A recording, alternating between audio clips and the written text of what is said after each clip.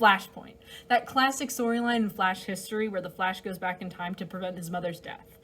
No, I'm not talking about that awful episode of the CW show, nor am I talking about the upcoming movie that's probably not actually going to explore any of the world of Flashpoint.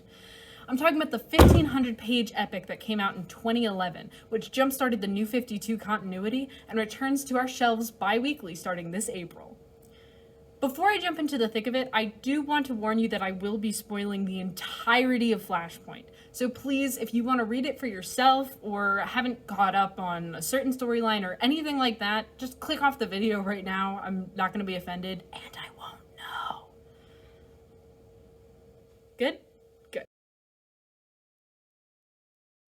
Before we talk about the actual universe of Flashpoint, it's important that we go over a few of the details that led up to this huge event. The road to Flashpoint begins in The Flash Volume 3, Issue 9, in which Barry comes face to face with a Barry Allen of a different universe, going by the moniker Hot Pursuit. He has been sent to New Earth to eliminate a potential critical time anomaly that is going to threaten the entire multiverse at its core. Meanwhile, Patty Spivot returns to Central City to help Barry solve a case in which young adults have been aging and dying overnight. Patty helps a kid who she believes to be a witness of one of these rapid aging incidents overcome his trauma, but quickly realizes that this is no kid at all, but actually the Reverse Flash in disguise.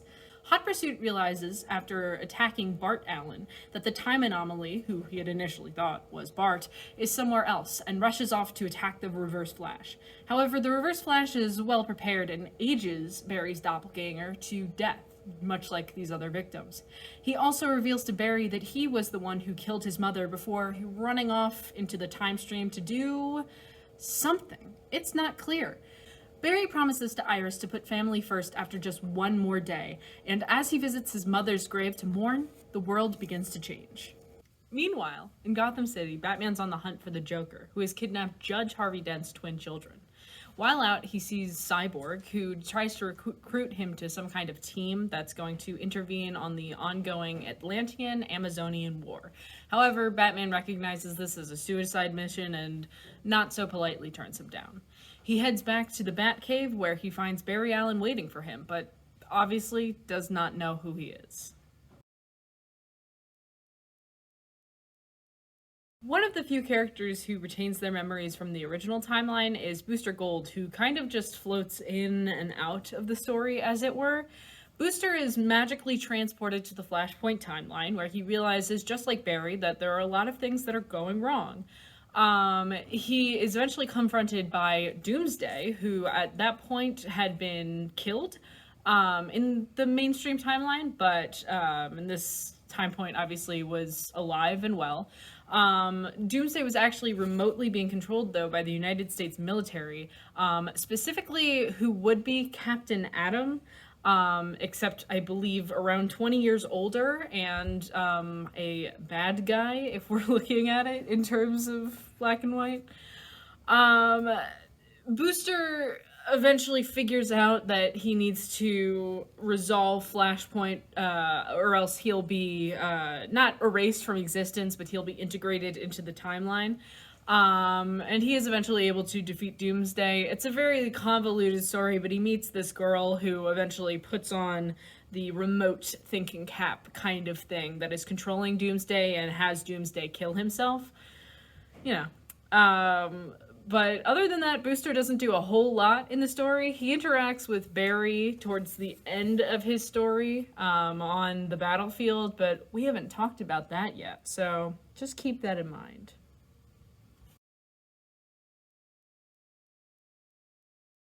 Unlike the mainstream universe, Aben Sur continues to be a Green Lantern even after crash landing onto Earth and being found by Hal Jordan. Aben, who is attracted to Earth because he found out that Earth, which is this keystone in terms of planetary timeline nonsense, is going to essentially be torn apart by this ongoing Atlantean-Amazonian war. Even though the Guardians say, don't do anything, Aben Sur kind of gives the finger to the man and is like, I'm going to protect life anyway. So he heads out over there. That is when he crash lands into Earth. But he's quickly handed over to the United States government and is brought under the protection eventually of Cyborg. Cyborg lets him know a few things that are going on, specifically about a crucial battlefield war that is ongoing at that point in time between Aquaman and Wonder Woman. And as he runs off, he realizes that he is slowly being cut off from the amount of power that he would have. He can't recharge his ring. It's running out. There's a time limit. As he reaches the battlefield, he battles until his ring runs out of power, where he is slain. But instead of just dying, DC pulls a comic move, even within their miniseries, and resurrects him as a White Lantern.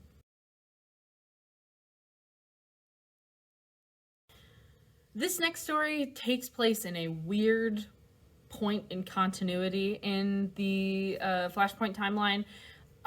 Whereas most of the stories are taking place in between parts 2 and 3 of the Flashpoint miniseries, or before it altogether. The Batman story arc kind of exists outside of that, since theoretically Batman should be taking care of Barry, who has been, completely electrocuted. But he's apparently not in this story and is kind of just doing his own thing. That thing is rescuing Harvey Dent's kids from the Joker. He's in this timeline, he is still assisted by Jim Gordon, although they have a much more adversarial sort of relationship than Bruce Wayne Batman would with Jim Gordon. Also, Selina Kyle is Oracle instead of Barbara Gordon. I do not think that Barbara Gordon exists in this universe, Robins do exist in this universe, but they have not gone to live underneath Thomas Wayne. But Bruce is being assisted by these two and is looking for the whereabouts of the twin Dents. Jim is actually tipped off to the Joker's whereabouts before Bruce is, and as such goes in on his own. However, he is tricked by the Joker, who dressed up one of the twins like the Joker, and he thus shoots the kid. Not great for Jim. Jim does try to resuscitate this child, but before he can, his throat is slit by Martha Wayne, who is the Joker in this universe. Batman does eventually get there in time, reunites with Martha. He is able to save the children, and he does get to have this brief moment, this semi-heart-to-heart with her, talking about how Bruce is still alive in this supposed original timeline, and that he ends up like his father. Of course, Martha initially believes that to mean that he is a doctor, but when Thomas explains no, he is Batman, Martha kills herself because there's no good ending for Bruce Wayne.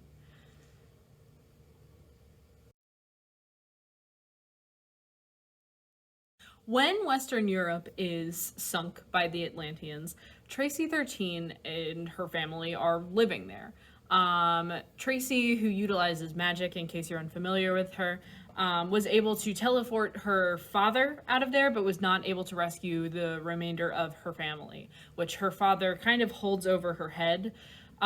In the month since, her father works on the Hive Council, and Tracy is tipped off to the fact that they are about to bomb basically all of Europe to end the war once and for all, but coming at the cost of hundreds of millions of people's lives. Tracy does not want that to happen and begins teleporting basically all around the world, more so in a fan servicey way than anything, just to get more lore on the world. Her story arc is not called Tracy 13, but is instead called The World of Flashpoint. The only interesting highlight is that Jason Todd is a priest.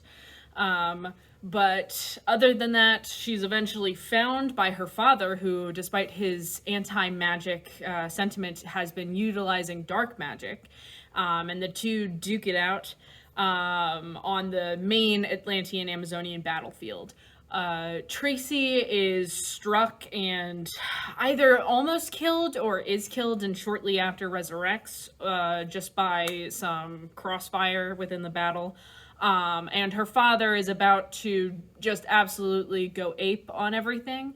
But fortunately for her, in a moment that she shares with him, she's able to give him the knowledge that she learned from the world of Flashpoint, wink wink, to essentially stop him from doing this and give him more perspective on people. The two of them band together and use their combined magic to stop the bomb from nuking all of Europe, but both of them do lose access to their magic in the process.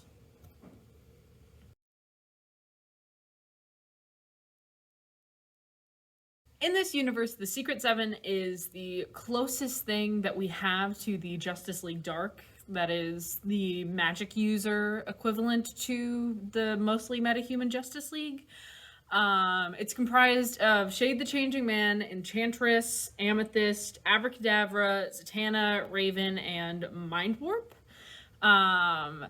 At the beginning of the Flashpoint storyline, they've been slowly kind of getting killed off. I believe the most recent one at that point was Abracadabra. Shade, meanwhile, has been fused to his madness vest, and so is kind of viewing himself as an unreliable narrator. After he is able to get Enchantress's evil persona out of there and brings back June Moon, these killings continue, and he believes himself to be the person killing them, having just found Amethyst dead. The remaining Secret Seven, which is at this point Zatanna, Raven, and Mind Warp, confront Shade to kind of prevent him from doing this. They think that they have to put him down because he's too far gone. But then it's revealed that Enchantress has been manipulating behind the scenes the whole time and has not actually been transformed back into her June Moon persona. Enchantress also, after sending Shade the Changing Man to the area of madness, which is just this like hell dimension, and killing the rest of the Secret Seven, ends up reporting back to the Amazons, which she has surprisingly been a double agent for. I believe that the Secret Seven was supposed to be on that big team that Cyborg wanted to assemble, but overall, they really didn't do a whole lot to the plot, so it was kind of another one of those why are we even here moments, but they are in the story. After the Amazons began their occupation of the UK, Markovia, which is that fictional country in Eastern Europe, aligns themselves with Atlantis. Specifically, Brion Markov goes out on a limb and specifies that he denounces the actions of his sister, Tara, who is working as a Fury under Wonder Woman, and that Markovia is going to back the Atlanteans. Queen Mara comes by and recruits Brion, for lack of a better word. Instead of having more of a political alliance, it's almost martial, but specific to Brion, as to the uninitiated.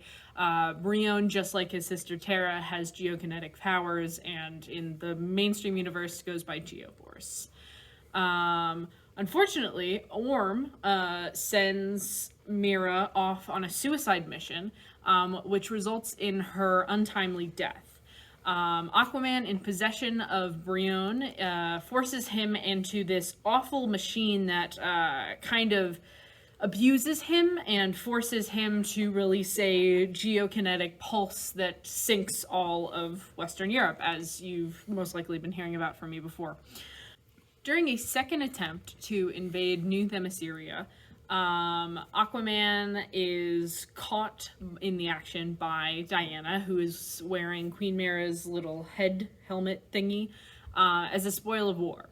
He's quite offended by this, but Wonder Woman also is kind of like, hey, shut up, listen, I found out that our families have actually plotted this for some reason, a crime of passion, for a shockingly large amount of Flashpoint lore. The motivations for why this happened are very muddy.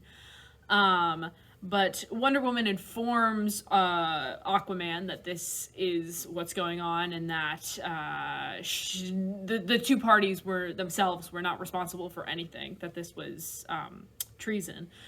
And Aquaman is ready to call off his troops. However, unfortunately, he is not fast enough to get word out before Brion is forced to sink the UK back down to sea level.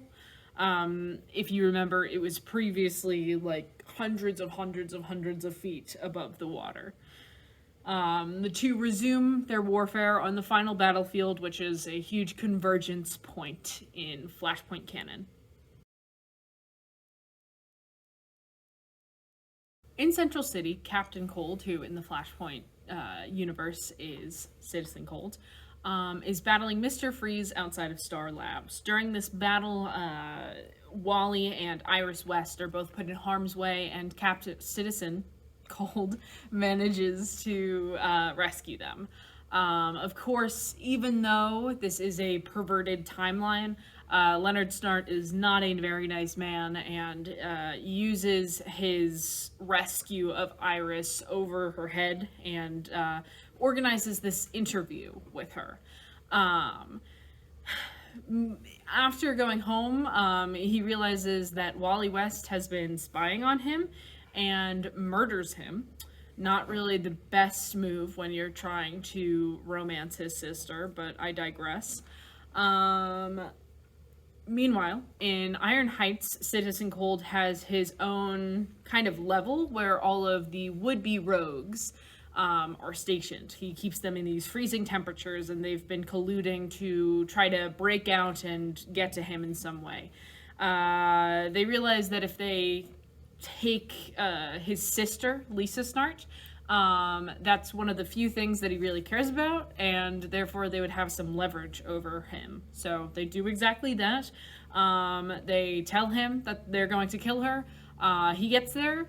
They actually do kill her. He is almost killed, but manages to escape and is now in a kind of role reversal, found by Iris, who drives him away from the scene. She recognizes him as Leonard Snart once she takes his goggles off and lets him go battle the rogues one last time. But in that kind of remaining window, realizes that Citizen Cold has killed her brother. And being the girl boss that she is, takes his freeze gun when he is not expecting it and kills him, because all my homies hate Leonard Snart.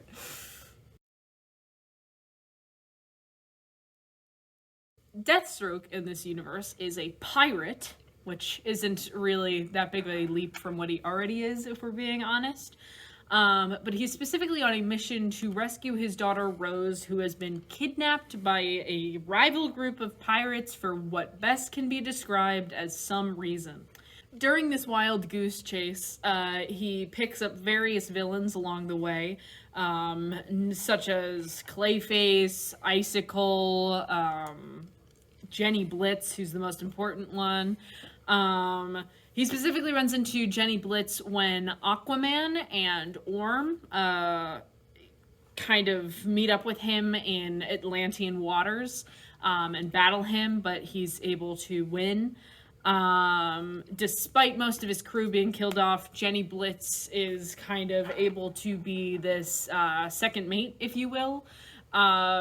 This irks many of the villainous crew members who are not a huge fan of Deathstroke to begin with necessarily, and are certainly not a fan with this random lady who Deathstroke has a thing for, kind of throwing things up. So there's a fun little villain mutiny. Of course, Deathstroke violently kills basically all of them because he's just that guy. After Deathstroke has killed basically everybody, he actually betrays Jenny Blitz, using her as a bargaining chip to get his daughter back. He presents Jenny in this cryogenetic chamber to his adversary, successfully gets his daughter back, and then double crosses a double cross in which he sets Jenny free and is like, hey, kill that guy. And then she does. And they all live basically happily ever after until this timeline is inevitably erased in, like, I don't know, probably like a day after that happened.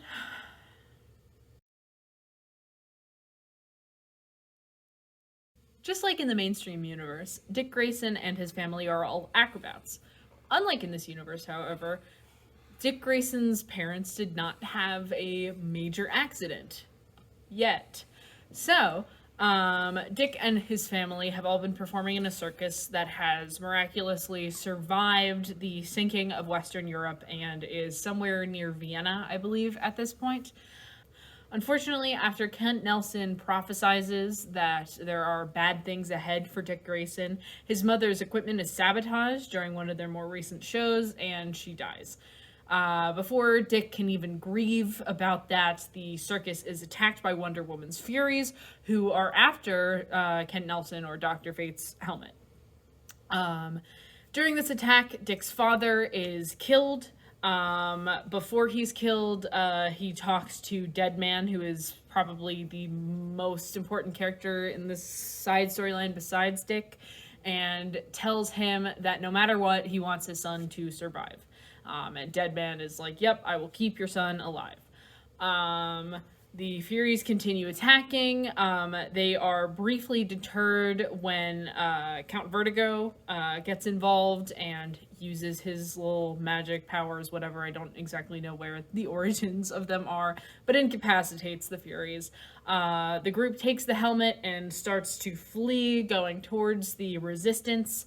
But unfortunately, many different members of the circus are murdered, including Deadman. Deadman, however, is able to possess Dick Grayson while he's holding the helmet in order to ensure that Dick lives and carries on his family's legacy. When Diana was a teenager, she decides to escape Themyscira by just getting on a raft and going to explore the outside world. However, she's very quickly attacked by a kraken. She's rescued by a young Arthur Curry, who kind of bonds with her, and the two form a friendship that eventually turns into a romance. Roughly a year before the events of Flashpoint, the two are set to marry. Before the two could exchange their vows, the Amazon Artemis, in disguise of the Atlantean Garth's armor, gets up above where the ceremony is going on and shoots, aiming for Diana. But Hippolyta notices that there's something going down and puts herself in harm's way. Hippolyta, however, is assassinated. Due to Artemis wearing Garth's armor, she is mistaken for a Atlantean, and the Atlanteans are framed for committing this conspiracy. They are kicked out of Themyscira, and during Hippolyta's funeral, they make the mistake of coming back, surrounding the island. The Amazons decide that the best course of action, for whatever reason, is to sink the island of Themyscira. I believe this is because there are some Atlanteans that are on the island still, but overall it didn't make the most sense. But they sink their own island, and Diana announces to the world that she is going to occupy the UK, because she can, I guess. I don't know why she has that authority. And she has Terra raise it just a little bit over sea level. It's nothing egregious yet. However, after the Atlanteans sink Western Europe, she has Terra raise it up even further, to the point where it is just unrecognizable as the UK or even natural land.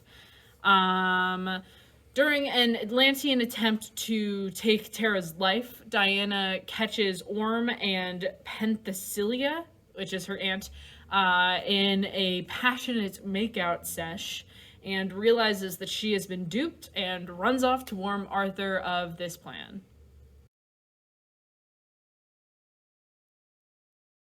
While the rest of the world is invested in the Atlantean and Amazonian conflict, the guerrillas of Gorilla City have been slowly but surely taking over the entire continent of Africa, which has been basically all but ignored in the mainstream news media.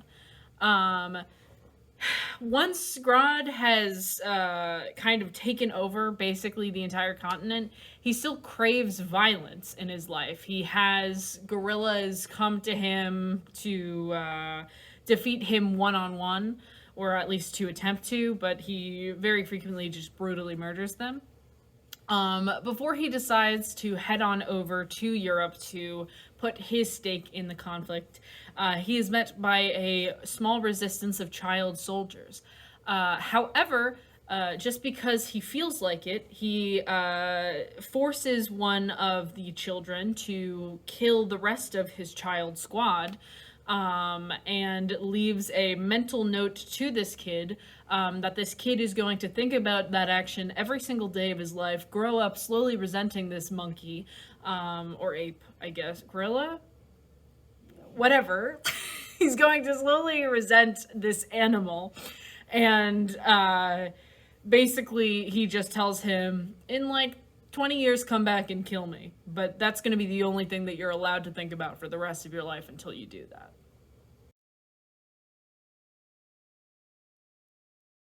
Six months ago, the villain Heatwave encountered Cyborg and was thrown into Queen's Row Penitentiary, which is a prison that is owned by Oliver Queen. In the penitentiary, they are split up into various gangs, most notably divided by those who have some kind of powers and those who do not. Although the ones that do have powers are prevented from using them by some kind of collar that's around their neck, they are set deeply into factions in this manner. Recently, Cluemaster has been brought into the prison. However, he secretly smuggled in Plastic Man. I don't exactly know how Plastic Man was fitting in there, but he pretty horrifically, comes out of his mouth, and kills Cluemaster in the process. Plastic Man helps the rest of the prisoners escape. And once they figure out that Oliver Queen has their weapons stored in Detroit, the group of them all head out over there. However, Cyborg is tipped off to that and is able to stop them. He sends all of these prisoners now to Belle Reve, where they probably would be fine if Plastic Man did not want to get revenge on Heatwave and the rest of the Legion of Doom, smuggling himself in basically the same exact way that he had before, and presumably killing them all. Lois Lane had been brought over to New Themyscira, or the UK, after surviving the sinking of Western Europe. In New Themyscira, they essentially rescued most of the people that they could, but if you were a man, you were imprisoned automatically. Women were also imprisoned, but given kind of this false sense of freedom in that they could walk about, but they were not allowed to actually leave the island. Lois becomes a spy for the Resistance, or at least for Cyborg, after finding out that Jimmy Olsen had previously been reporting for him, and serves as the eyes behind enemy lines, feeding Cyborg this information about what the Amazonians are plotting next. She's found out and is almost killed. She's saved by the Resistance, which is made up of a very colorful cast. My favorite being the Canterbury Cricket, which was a cowardly man who, after, I think he got shot in the eye or something during the UK occupation. He ran into the Canterbury Chapel and prayed so hard that he turned into a cricket. But yep, he's a man-sized cricket, I should say. He's not like a tiny little thing. He's like a big cricket, but he doesn't have any special powers or anything. He's just a large cricket, but that's my guy right there. So the group saves Lois Lane. Briefly, they allow her to run off to broadcast herself to the entire world, essentially telling the planet that the Amazonians are going to go into this big battle with the Atlanteans. In 1985, the Outsider tortures the Martian Manhunter by forcing him to endure these extreme temperatures when he's being restrained. In the modern day of Flashpoint, the Outsider rules over India and plans on utilizing the metahuman blackout to power his entire country. After he is attacked by Mr. and Mr. Terrific, as well as a few other people, the Outsider recognizes that somebody is trying to get him killed. So he goes on a long mission to try to figure that out. He eventually realizes that whoever this perp is in Kondak, and he goes there to find Blackout, only surprise, it's the Martian Manhunter, because who could have seen that coming? The two duke it out, and the Outsider gains the upper hand after managing to somehow trap the Martian Manhunter in between two dimensions, and then he cuts off the dimensional link, so he just cuts the Manhunter in half. And then after he witnesses that, he decides that that's, I guess, not enough violence for him, and involves himself in the Atlantean-Amazonian War. 11 months before the start of Flashpoint, Oliver Queen's company, which is still Queen Industries, secretly tests weapons out on this remote island. He specifically is testing out these missiles called the Green Arrows, which will eventually go on to be the bombs that are dropped on Europe. Additionally to testing out these giant missiles, the company repurposes weapons that have been confiscated from villains in the Queens Row Penitentiary. And after utilizing metahuman powers that have been scanned by Amazo, he upgrades these weapons and resells them to soldiers. However, since he stores these weapons in warehouses in low-income communities within major cities, such as Detroit, for example, he's not very popular with a lot of regular day-to-day citizens. One of those citizens breaches his island and comes to confront Oliver directly. However, Oliver is able to kind of just call his security on them. She does manage to kill Roy Harper, rip. But for the most part, Oliver is not really losing anything. It is revealed that this person is actually Oliver's daughter from a one-night stand he had with Vixen, actually, who is a villain in this timeline, although only really mentioned by name.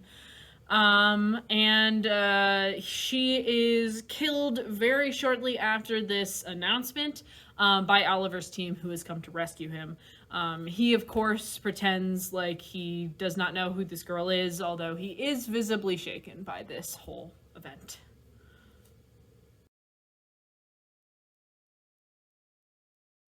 Bart awakens from a simulation and finds that he is in the year 3011 of the Flashpoint timeline, a time point in which Brainiac has essentially enslaved all of mankind, and he is just kind of holding them in Matrix pods.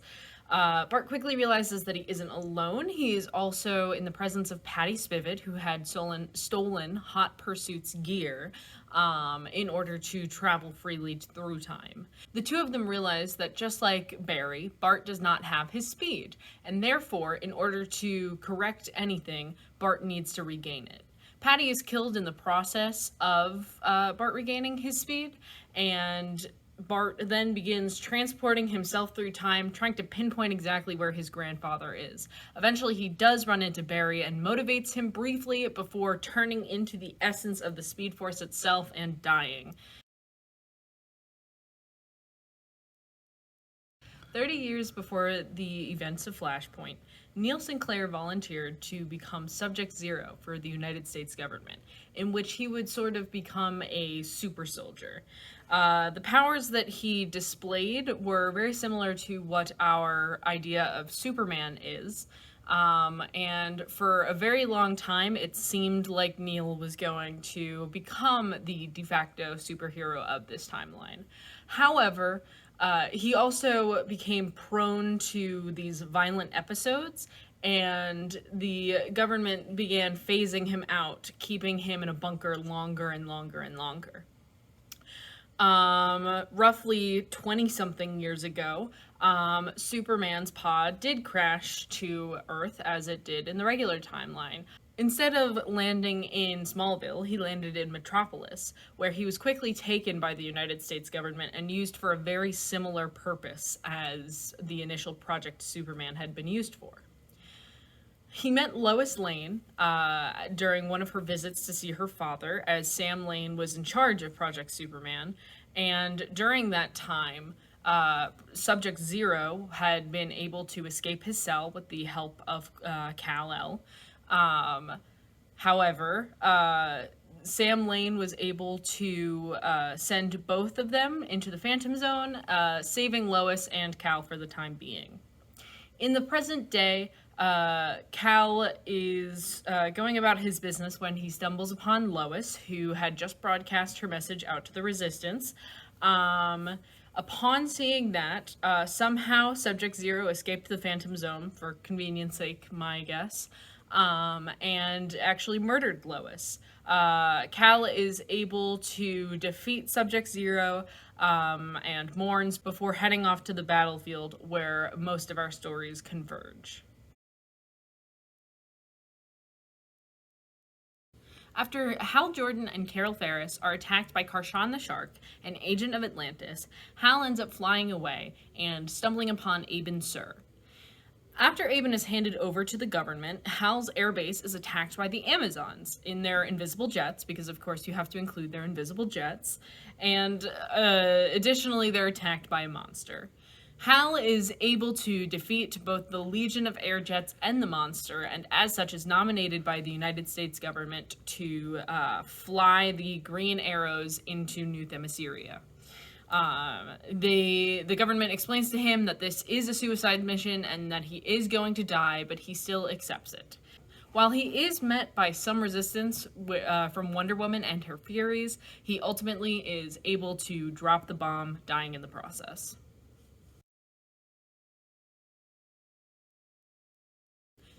Barry survives the attempt at recreating his powers, although he is still powerless. He is able to convince Batman to once again create this horrible, horrible experiment, but of course the second time it works.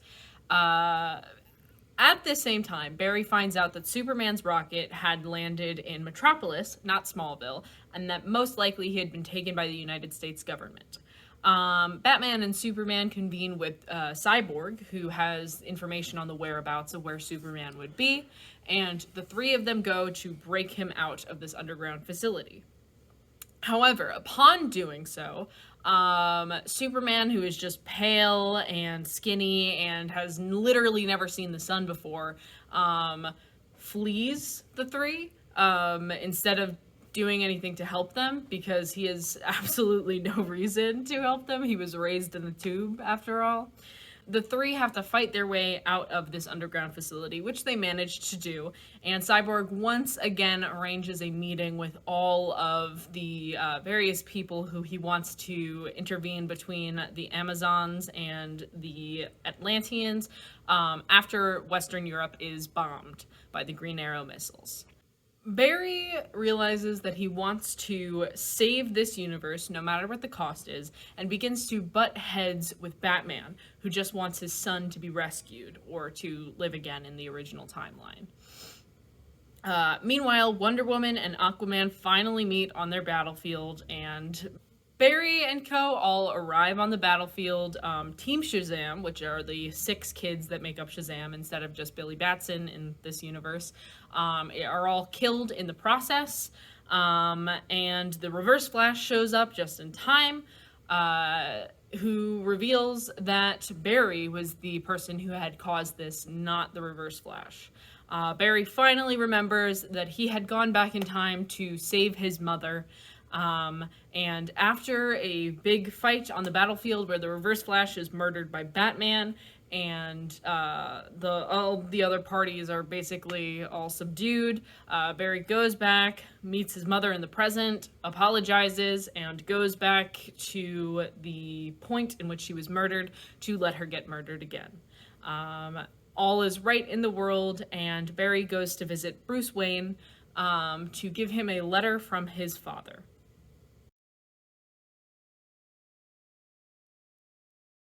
Now that you're all caught up in the history of Flashpoint, you can subscribe to Flashpoint Beyond before the Zero issue drops on April 5th, 2022.